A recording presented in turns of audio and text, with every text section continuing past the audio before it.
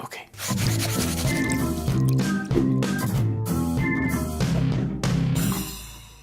Thanks, honey. Ugh, what's in this? Ha ha! It's a truth serum! Truth serum? Come on, babe. You know I'd only lie to you out of convenience. Oh, God, it's working. Time to start talking. I don't actually go to Alcoholics Anonymous twice a week.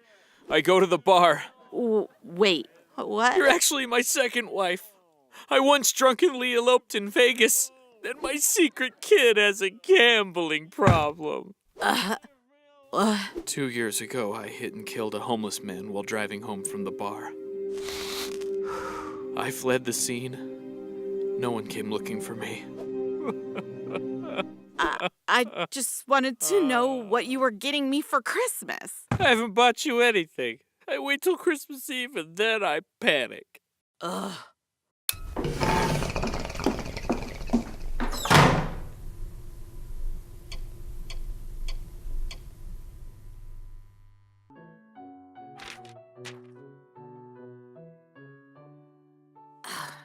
Damn it. I voted for Trump, and I wasn't even drunk.